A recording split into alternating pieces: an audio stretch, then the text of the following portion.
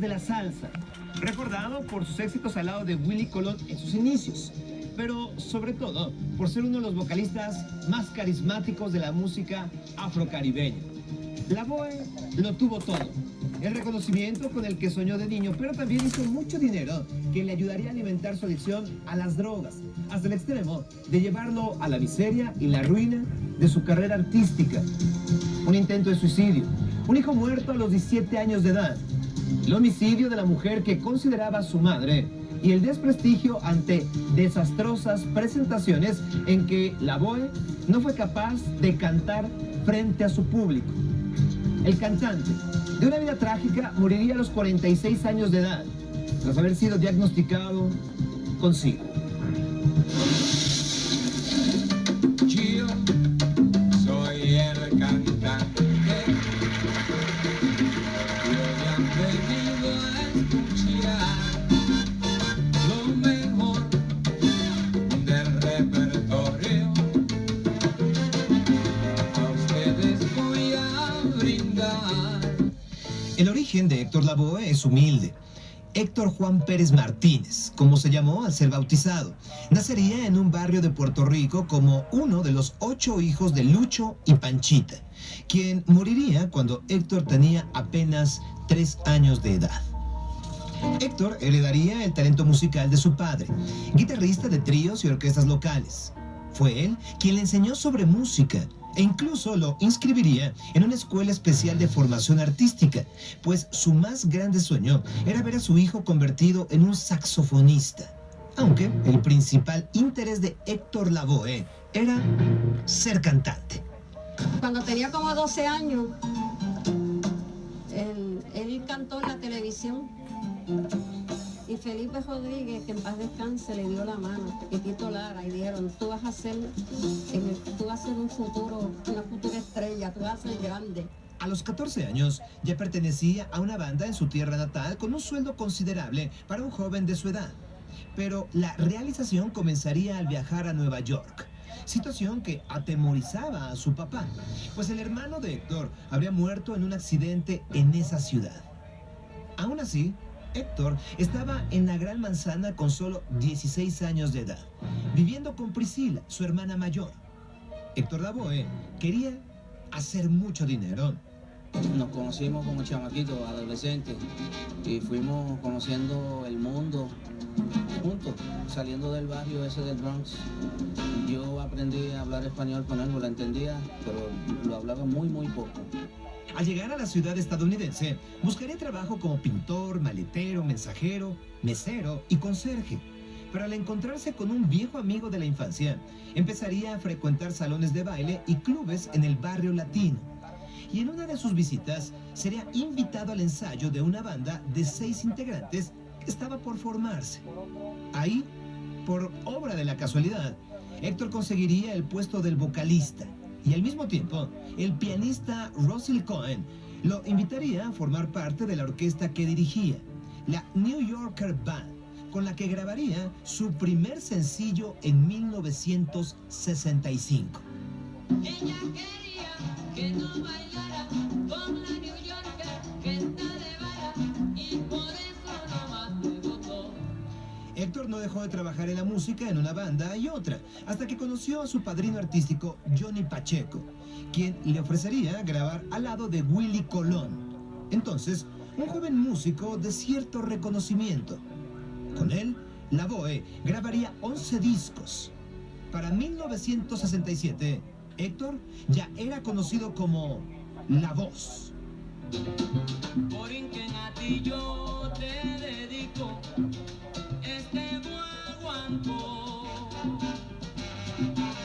porque es el ritmo cubano y lo bailan los hispanos y te lo dedico yo. Al año siguiente, unido a Willie Colón, Héctor iniciaría un romance con Carmen Castro, la mujer que le daría su primer hijo, José Alberto Pérez. Pero se negaría a casarse con él por considerarlo un mujeriego. Y lo era. Cuando estaban bautizando al pequeño José Alberto, Héctor se enteraría de que Nilda, conocida como Puchi Román, otra de sus conquistas, estaba esperando un hijo, quien llevaría por nombre Héctor Jr. Con Hilda, Lavoe se casaría bajo la condición de que no se acercara a su primogénito ni a la madre de este. Nilda sería su compañera de días felices y años terribles. En 1969, la dupla salsera Lavoe Colón era considerada como una de las mejores de la escena latina de Nueva York, extendiendo su éxito a Panamá, Perú, Venezuela, Colombia, algunos países del Caribe, Europa y el resto de América Latina. Pero la vida de Héctor Lavoe había cambiado con la fama. Tenía reconocimiento y sobre todo mucho dinero. Sin embargo, esto le acercaría a los excesos, pues comenzó a consumir drogas, a ser irresponsable al llegar tarde a sus presentaciones y su vida desenfrenada afectaría su carrera artística, por lo que se vería obligado a ingresar a clínicas de rehabilitación en repetidas ocasiones. En 1973, Héctor Lavoe se presentaba por primera vez como solista en la inauguración del Coliseo Roberto Clemente en Puerto Rico, con su primer éxito, Mi Gente, uno de sus temas más emblemáticos. Lo llamé, no me preguntaron dónde, orgullo tengo de ustedes, mi gente siempre responde. Vinieron todos para oírme guarachar, pero como soy ustedes, yo lo invitaré a cantar. En 1974, Willie Colón no soportaba los problemas de adicción a las drogas de Lavoe, pues como he dicho antes, se retrasaba en su llegada a los conciertos o incluso no se presentaba. Willie Colón deseaba incursionar en el canto, por lo que grabaría como solista el álbum The Good, The Bad and The Ugly, en el que Lavoe participaría con algunas canciones. No obstante, Héctor Lavoe se sentía traicionado. No aceptaba que Colón quisiera separarse en el mejor momento de su carrera en conjunto. Se dice que el cantante dependía mucho de Willie y sin él se sentía inseguro, a pesar de su talento. Años más tarde, Héctor Lavoe se daría cuenta que la ruptura de la mancuerna con Willie Colón habría sido un acierto y la amistad entre ellos continuó, siendo Colón productor en algunos de sus próximos discos. Pero Lavoe siguió inmerso en las drogas y sus presentaciones en vivo no tuvieron el éxito esperado. Cuando se presentaba, terminaba exhausto de bailar y su salud se fue deteriorando. Para 1977, Lavoe sufriría una fuerte depresión que le obligaría a alejarse de los escenarios y nuevamente tuvo que someterse a un tratamiento de rehabilitación. Héctor Lavoe desapareció de los escenarios por algunos meses, mientras estaba interno en una clínica madrileña, pero el cantante no estaba seguro de que el principal motivo de sus problemas eran sus adicciones. No, Lavoe preferiría acudir con un santero convencido de que alguien le había hecho un trabajo de brujería y así se prestaría a una limpia que al menos lo mantendría alejado de las calles por algún tiempo. Si pides el cielo, lo pondré a tus pies. Frases de comedia que nunca diré.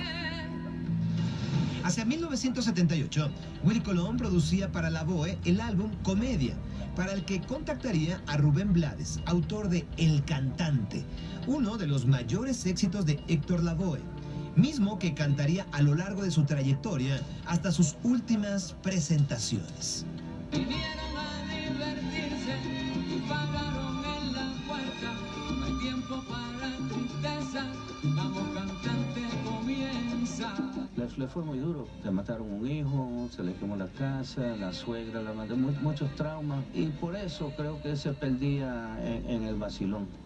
Pero la carrera de Héctor Lavoe se tambaleaba una vez más a causa de las drogas. Y por ello, a principios de los años 80, los directivos de su casa disquera buscarían a Willie Colón para que grabara junto a Lavoe el tema principal de la película Vigilante y de esta manera intentar relanzar su carrera musical. Los amores que ha tenido le fallaron y dejaron en el aire las promesas. Para entonces, Héctor Lavoe ya no tenía presentaciones afortunadas. El público tenía miedo de su falta de compromiso y su necesidad económica le haría aceptar malvender su talento en intermedios de espectáculos deportivos o programas de televisión de baja calidad.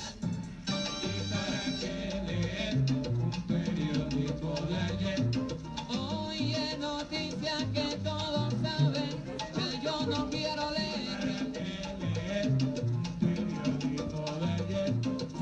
Lavoe estaba devastado por fuera y por dentro aún más. Pues en 1987, un incendio destruiría completamente su residencia en Queens, cuando él se encontraba dentro, por lo que saltaría del 5º piso y una vez más saldría ileso. Días después, su suegra, a quien quería como a una madre, sería asesinada frente a su casa por quien se sabría era un asesino en serie, pero nunca fue condenado. Estuve soñando que ya tú habías muerto, que me perdonaba, qué dulce el momento. Héctor Lavoe volvería a cantar el tema Soñando Despierto, en el que se burlaba de una manera graciosa de ella. Pero su estado de ánimo estaba afectado y por ello tendría que ser internado en una clínica de reposo, luego de una crisis nerviosa. Este año murió la mamá de mi esposa, mi suegra, murió mi padre, murió mi sobrinita, la única que tenía, murió mi único hijo varón y se me quemó la casa, me tuve que tirar por la ventana, por eso que tengo este pie así, malísimo, feísimo. Ya. Yo quedé así, pero que Dios dijo, Adelante. Héctor, tienes que seguir para adelante, para adelante, para adelante. Pero los males no habían terminado en la vida del salsero. No. Meses después saldría de la clínica para presentarse en Bayamón, Puerto Rico, con motivo del Día Nacional de la Salsa. Un concierto emotivo al que invitó a su padre. Cabe mencionar que este nunca había tenido la oportunidad de ver a su hijo en vivo, así que fue un sueño cumplido, aunque una semana después del evento, el padre de Lavoe moriría. Vagabundeando voy, soy vagabundo por no encontrar en este mundo donde poder pasar horas felices, donde poder echar hondas raíces. Fueron duros golpes para el cantante, pero ninguno como el que se produciría el 7 de mayo de 1987, cuando su hijo menor, Héctor Pérez Jr., se disparara de manera accidental mientras jugaba a la ruleta rusa con sus amigos. Hay quienes dicen que fue limpiando un revólver, pero lo más dramático es que Héctor Jr. tenía solo 17 años de edad. Ahora que estoy mejor que nunca, gracias a mi gente y todos los que han rezado por mí en momentos malos, difíciles, porque he pasado muchas cosas malas y a este tú que estás regalando ayuda. Voy a decir una cosa, hace 5 años nada más se murió mi hijo, el único hijo, tenía 17 años, Héctor Lavoe Jr. En junio de 1988, Lavoe se presentaba en un coliseo de su Puerto Rico natal. Y triste para un enorme talento como el del cantante. Pero se venderían menos de 300 entradas. Nadie podrá olvidar lo que significó para Héctor Lavoe. El concierto fue suspendido por su promotor. Y a pesar de ello, Lavoe subía al escenario aferrándose al micrófono, obligando a la producción a cortarle la corriente eléctrica. Al día siguiente, Héctor Lavoe, decepcionado y devastado, se lanzaba desde el 9º piso de su hotel, pero habría sobrevivido de milagro al caer sobre unos aires acondicionados. Yo creo que ya yo estoy cansado, yo estoy cansado también, perdió su casa, perdió su hijo, perdió, creo que fue de otra persona en la familia, Y fue una cosa muy triste y tú veías la llaga que ella no quería. En verano de 1989, Héctor Lavoe conmovió hasta las lágrimas al público que asistió a su concierto en la calle 156 en el Bronx. El cantante apareció con las piernas enyesadas y Lavoe, además, se mostraba profundamente decepcionado de algunos amigos y compañeros que llamaba tiburones, porque solo querían ganar dinero con su imagen y le habrían manipulado para proporcionarle las dosis de la droga. Mi madre dijo, no creas ser un gran tenorio, pararás en un sanatorio y allí la fama tú has de perder. Porque yo soy la fama, soy aquel que la gente reclama, pero nadie puede comprender. Un año después, Héctor Lavoe se presentaba en silla de ruedas a su concierto. Se pondría de pie, caminaría hasta el micrófono, pero su voz se había extinguido. Todos lloraron.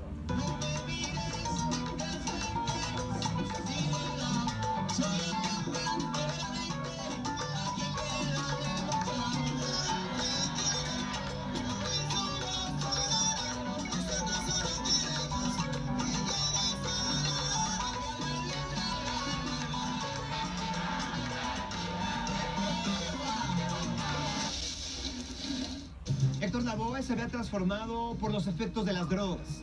Consumía medicamentos peligrosos, cocaína y heroína en grandes cantidades. Se dice que cuando estaba en la ruina económica, llegaría a compartir jeringas con indigentes que dormían a las afueras de edificios abandonados. Vida era un desastre. Sin embargo, el público sucumbía ante su carisma. La gente amaba a Héctor Lavoe por su manera de cantar, por la manera en que habría conquistado a la audiencia sus buenos años. Nilda, su esposa, él la amaba y estaría a su lado por 20 años, en una relación de codependencia que incluía momentos en que la mujer debía ir por Lavoe a sitios de mala muerte para llevarlo a casa. Cuentan que Lavoe llegaría a tal punto de destrucción que habría que vestirle y alimentarle. Yo sabía que él estaba en ese hospital y sabía lo que él tenía, y él tenía que saber, pero él no lo aceptaba. Él nunca me dijo, yo tengo esto, nunca lo aceptó. A mí nunca me lo aceptó. Yo pues nunca le hice saber que yo lo sabía. ¿Entiendes? Nunca dijo yo, tengo esto, nada. Y lo que hacía era pasando el rato allí riéndose, haciendo chistes. Y se veía bien. La vida pública de Héctor Lavoe se había terminado. Para 1991 tuvo un derrame cerebral que le quitó la capacidad de cantar y hablar de manera clara, además de impedirle la movilidad en la mitad de su rostro. Su última aparición ocurriría en abril de 1992 en Manhattan, un concierto destinado a recaudar fondos para ayudarle en sus tratamientos médicos. Pero, una vez más, Lavoe no pudo cantar.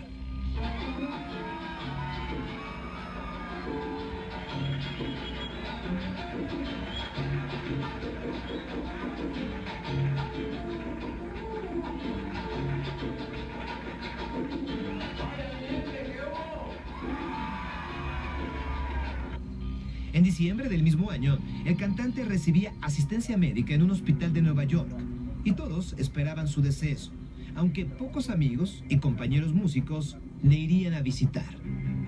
Yo no sabía que él tenía SIDA. Yo pensé que lo que tenía era que se había estropeado, pero él trató de esconder eso de mí, lo esquivaba, pues sentía pena por eso. En junio de 1993, Lavoe tuvo una crisis cardíaca que le llevó de nuevo de emergencia al hospital. El cantante tenía además diabetes. Era evidente que estaba caminando hacia el final de sus días en soledad. Había sido abandonado por su mujer, harta de su empeño por autodestruirse. Y el 29 de junio, con tan solo 46 años de edad, moriría de un paro cardíaco. ¿Cuál era la mayor virtud de Héctor Lavoe? Buen sonero, sentido de humor y una inteligencia, porque para tener sentido de humor tú tienes que ser inteligente. Para hacer un buen chiste tú tienes que ser bien inteligente, porque el chiste es una trampa. La prensa decía que Héctor Lavoe había muerto en la miseria y su último adiós estaría precedido por miles de neoyorquinos que le acompañaron hacia el cementerio del Bronx.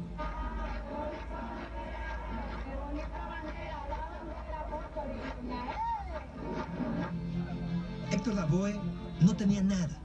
A pesar de ello, su percusionista, David Lugo, presentaría un documento notarial en el que el cantante lo convertía en su albacea.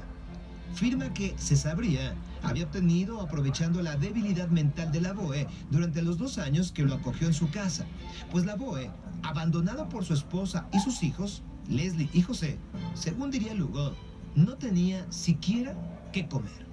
Está bien enfermo. A veces se pasa llorando porque está solo, como le abandonaron los amigos. Él tenía muchas amistades.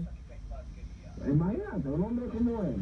Pero una vez que la familia llevaría esta situación a juicio, se resolvería que la firma no estaba bien hecha, por lo que sería tomada como fraude. Lugo, además, decía haber sido nombrado por el cantante para gestionar una fundación para combatir el SIDA, porque Héctor Lavoe supo que tenía SIDA desde 1988, el que se habría contagiado con una aguja infectada al suministrarse heroína. Todo tiene su final. Nada dura para siempre. Tenemos que recordar que no existe eternidad.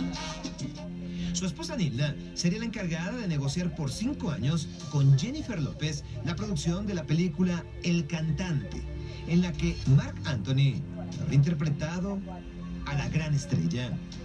We always marvel at artists who are so destructive and tragic and live these tormented lives, but through that comes great art sometimes, and it's almost like that's what their life was meant to be. Puede besar a la novia. Ay, gracias. Pues quiere. Dios, mira.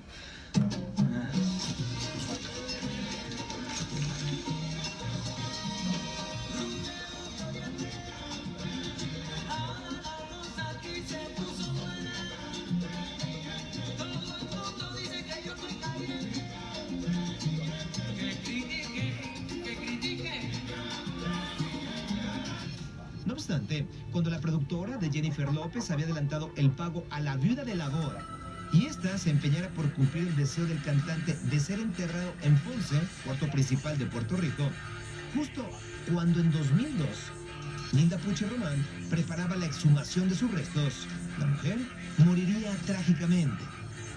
Román, una mujer con afecciones cardíacas y asma bronquial, se quedaría encerrada en su casa en el Bronx, por lo que habría intentado escapar saltando, pero cayó y perdió la vida casi de inmediato. Sin embargo, el deseo de Héctor Lavoe será cumplido a través de su hija. Sus restos descansan al lado de su esposa y su hijo Héctor, en Ponce, Puerto Rico, uno de los sitios que alberga un monumento en su honor. Héctor Lavoe, considerado uno de los más grandes exponentes de la salsa, que a pesar de su deterioro y declive artístico, su voz continúa escuchándose en todo el mundo. Héctor Lavoe es para muchos cantantes una inspiración. Saltó a la fama como Kimberly Drummond, de la popular serie Blanco y Negro. Era una jovencita